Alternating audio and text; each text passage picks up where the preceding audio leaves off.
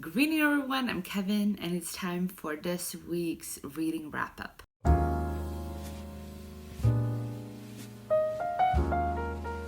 So, this past week, meaning from last Sunday until today, I have read 5 books. I have read 5 things. 5 books? I have read 5 books. The first book or thing that I read this week was Antony and Cleopatra by William Shakespeare. One of my absolute favorite plays. I adored this play, and I tabbed the hell out of it when I read it, and I just kept doing highlighting my favorite passages, and there was just so much in that book in that story that I love. And I have actually I own 2 copies of complete works of William Shakespeare in English. One is an older one that I got from my granny, and the other one I bought that is mass produced, relatively new, and with the sole purpose of being tabbed and highlighted, because I don't want to highlight a book that is a little bit older. I said that when I talked about reading Star Trek. I don't like tabbing and tabbing and highlighting books that I love when those books are old, because I find it charming to keep them in that state of perfection. And then books that I buy that are more, mass produced and that kind of quality to them, I think it's fine to do that, to tab and highlight as much as I want. So I bought a complete works of William Shakespeare just so that I could highlight and tab my favorite things. And I did that for Antony and Cleopatra. It's the love story between a Roman and the Egyptian empress. Everyone knows who Cleopatra is, and I just think this story is such a beautiful story, and there's just so much in it that really affected me, had me emotional. And I think a lot of, when you talk about favorite Shakespeare plays, a lot of people talk about the ones that are the ones you usually talk about, like Macbeth, Hamlet, Romeo and Juliet. Those are the most common Shakespeare plays to talk about. If you study Shakespeare, you probably studied at least one of them in English class or in university or something. But Antony and Cleopatra, one of my favorite plays, isn't really that talked about, and some of my other favorite plays by William Shakespeare aren't as talked about either. A lot of his plays that I adore, and a lot of them has to do with a love story that is unhappy. In Antony and Cleopatra, we have the two. We have Antony and Cleopatra, and Antony has his duty to the Roman Empire, and he had to marry a woman. Even though he loved Cleopatra, he had to marry someone else. And then she died, and Cleopatra was kind of happy, kind of sad that she died. And Cleopatra had, in the beginning of the play, decided that I don't want, this has to stop because you belong to someone else, and I'm not going to do that to her. And he tells her that she is dead, and she's like, oh. And then he goes back to the Roman Empire, and she finds out from a messenger that he remarried, and she gets so jealous that she doesn't even believe the messenger. She actually gets violent towards the messenger just because he has to be lying. Antony, her big love, could not have married someone else again, but he did. It was true, and she was so heartbroken by that whole thing. And on the other side, when you follow Antony, you understand why he had to marry the woman he married. She was the sister of his kind of, what is it called? The man he served, the man that Antony served in the military wise and political wise. His sister was the woman that Antony married as a part of his duty towards the Roman Empire. And you understand why he did that. You understand why Cleopatra makes the choices that she makes. And I usually don't miscommunication in stories, in romance books, or any kind of love story, but it really works. In my opinion, the miscommunication in Antony and Cleopatra works because it is supposed to be a romantic tragedy, the same way that Romeo and Juliet was a romantic tragedy. The difference is that in Romeo and Juliet, these two people are blinded by their love, and their love is so young that they are just like overcome with emotion for this new love in their life. While in Antony and Cleopatra, two of them have a long history with like loving the other person and having like a passionate and intimate love for the other person, but they can't be together because they're on opposite sides of a conflict. Like we have someone who is in a high position within the Roman Empire and the Empress of Egypt. So it wouldn't work out for them.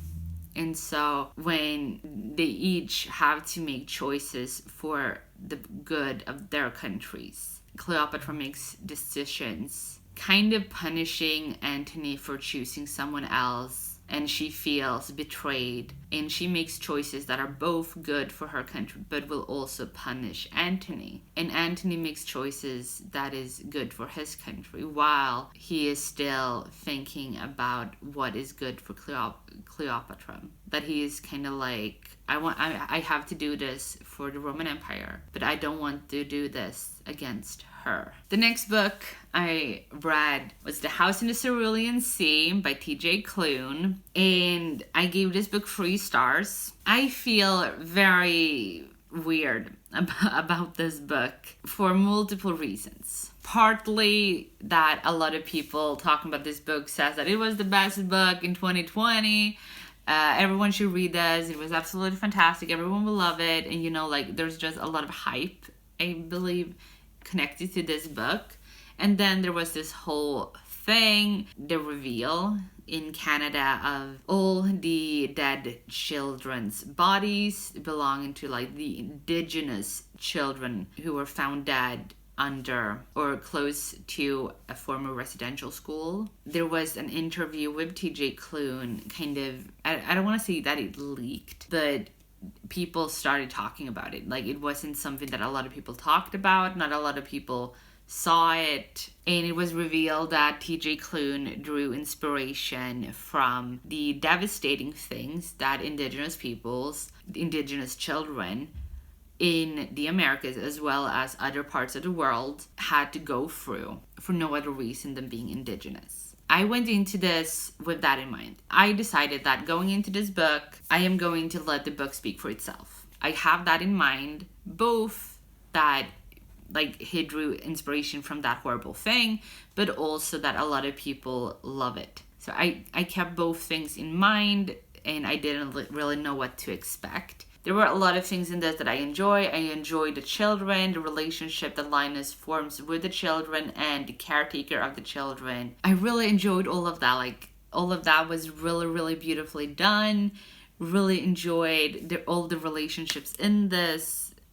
But that's the only reason it's a 3 star and not lower. Like if I'm honest, it's a 3 star because it has beautiful writing and beautiful relationships in it, but it could never be higher than a 3 star because it made me uncomfortable. Like having all of that in mind, that he drew like these children, and the orphanage was inspired by residential schools and indigenous children having to be taken out of their cultures and their homes, their families, and into the care and protection of the country and the government and stuff like that. Like residential schools and forced adoption. There's like you can read about that. Like there's a history in the US and Canada, I think. I know that it happened in the US. I am not sure if it happened in Canada. That children who were indigenous were literally taken out of their homes to be adopted by white families, to be assimilated. It's horrible. But like having that in mind when reading this, first of all, the children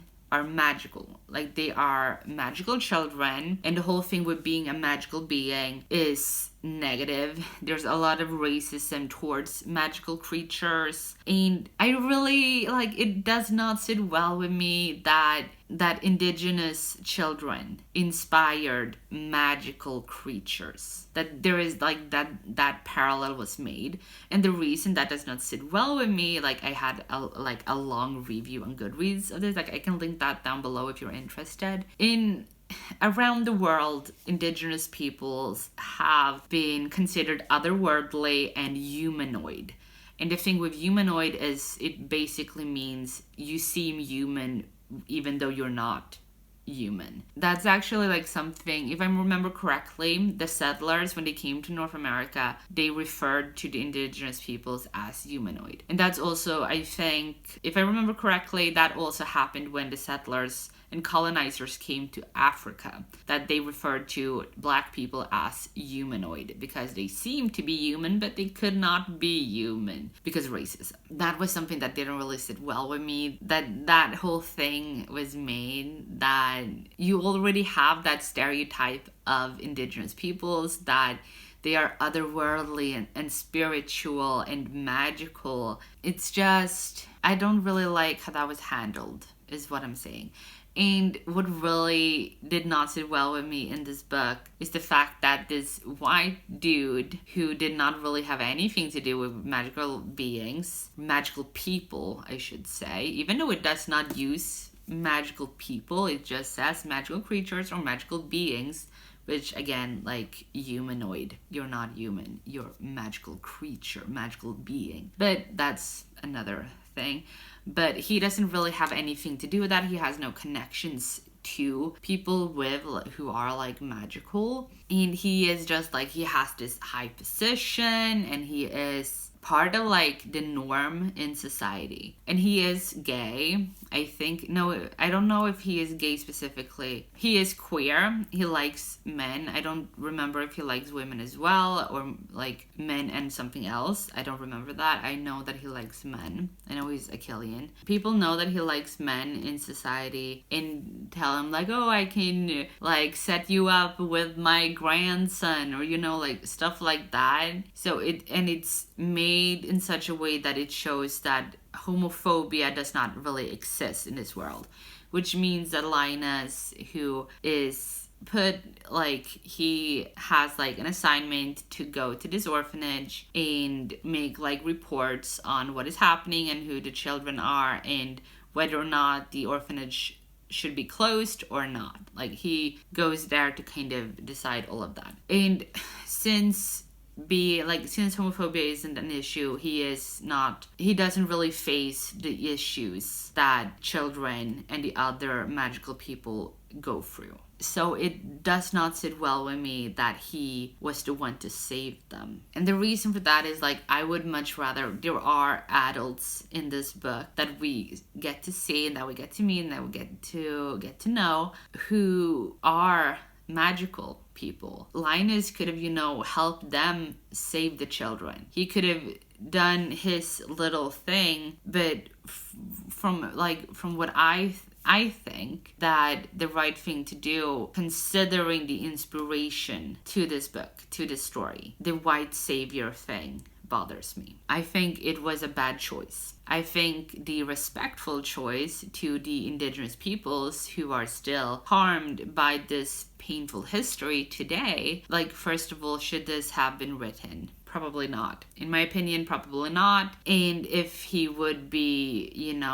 stubborn and say, like, I want to write the story, he should have, I don't know if he did, I am assuming he didn't. I think he should have, if he didn't, I think he should have talked to indigenous peoples, done interviews, sat down and talked to them about those issues, and not just, read about it, not just like read newspapers or books or anything about it, like talk to the people who are still affected by it, and then choose what conclusion is best for the story, for the people who are still affected by the events that inspired the story. But like, that's just the kind of things that bothered me about this book. And because of all of those reasons, I am not putting it up on my big shelf. So if you see my big shelf, my red bookshelf in the background and you don't see this book, that's why. The next book I read was En tysk mans Historia by Sebastian Haffner, and I gave this book 4 stars. I really enjoyed this. This book is kind of like spans from 1914 to 1933. I should also say it's an incomplete memoir. He had planned to continue it, but he didn't. So it's incomplete. I think this was very, very interesting, and we follow like Sebastian Haffner. It was very interesting to read his experiences as well as how he kind of retells the history, how he remembers the time after World War One and during the end of World War One, how the inflation came to happen, how Hitler came to power, how the Nazis seized power, and how people started pointing fingers at the Jewish especially. And it was just very interesting to read all of that. And for me, this has like it means something special to me because this Sebastian Haffner is like 10-15 years older than my grandpa was at this time, and my family in Germany was the same. They were not targeted by the Nazis and they were not Nazis. And so the events of this book, even though Sebastian Haffner was a lot older than my grandpa, it was still very interesting to see what life in Germany was like for my grandpa and how it could have been for him. And there was also a moment in this where Sebastian Haffner explained about he called it a war that was in Ruhrgebiet, the area around Ruhr, where my family comes from. Like my family comes from Nordrhein-Westfalen, and especially Duisburg and Mülheim an der Ruhr. So my family comes from Ruhrgebiet, which he mentioned as having a war. And it made me kind of wondering if my great-grandpa had anything to do with that thing. Like, not that he played a big part in it, but maybe like he was a dentist, maybe he had to take care of people who were harmed during the whole thing, or maybe he did something, I don't know. But like, because they lived in the area where it happened, it made me very curious to know. But I will never know because there are no documents available online to it. But someday I want to go there, and maybe I can find out by reading like old church books or maybe books in local libraries and stuff like that. But I thought that was really interesting, and I gave this 4 stars because I wish it had if it had talked about him, like he left Germany in 1938. I would have loved to have his opinions on leaving Germany as well as on the Second World War, how he saw it. And my family left Germany in the middle towards the end of World War II, which of course they didn't know when they left. So their story is a lot different from Sebastian Haffner's, who left before World War II. But I think it would still have been very interesting to read a German's side to World War II. So that's why it got 4 stars. So the next 2 I read for my 48-hour reading challenge, which is today and tomorrow. And because of that, I am not going to go into these books more. I'm going to talk a little bit about them, but if you want my full views, my full thoughts and reactions and stuff towards these 2 specific books, you should wait for my reading blog for the 48-hour reading challenge. And the first book that I read for the reading challenge was Cosmonauts by Hannah Templer. I gave this book 4 stars. And if you're curious about this, if you haven't heard about it, I should just read the back for you. And it says, for this ragtag band of space gays, liberation means beating the patriarchy at its own game. And I think it's really beautiful. The art style in this phenomenal, and that's all I'm gonna say. If you want to know my full thoughts and stuff, wait for the reading vlog. The next one that I read for the reading challenge was The Gravity of Us by Phil Stamper. I gave this book 3 stars. I was very underwhelmed by it, unfortunately.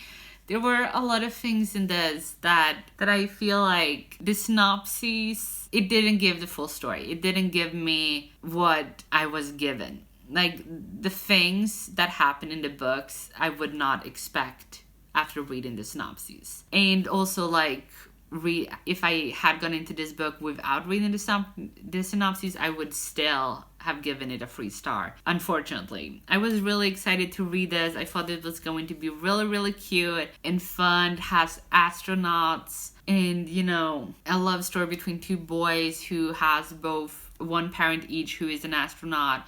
And I thought all of the whole astronaut aspect, the whole space aspect would play a bigger role because, as a lot of you probably know, I love space. Like, my 2 favorite genres, science fiction and romance. And I thought I was just gonna give both, but I didn't. And I was very sad about that. Very, very sad. But yeah, so I gave this book 3 stars. And again, if you want my full thoughts and review of this book, wait for the reading vlog. Well, those were all the 5 books, stories, texts that I read. Like, we have a play that is, you know, a classic play from 1600s something by William Shakespeare. We have a graphic novel. We have a nonfiction, which is the memoir. And then we have the adult fantasy based on, moving on, we have a contemporary as well. So we have a few different books, different genres, different formats as well. So I am living for that, like nonfiction, fiction, as well as a play and a graphic novel. I think that's great to have like a mix of things. But those are the 5 books that I read this week. Thank you so much for watching. If you enjoyed this, please leave a like and subscribe if you haven't. And you would love to see more from me. But I will see all of you next time. Good reading. Bye.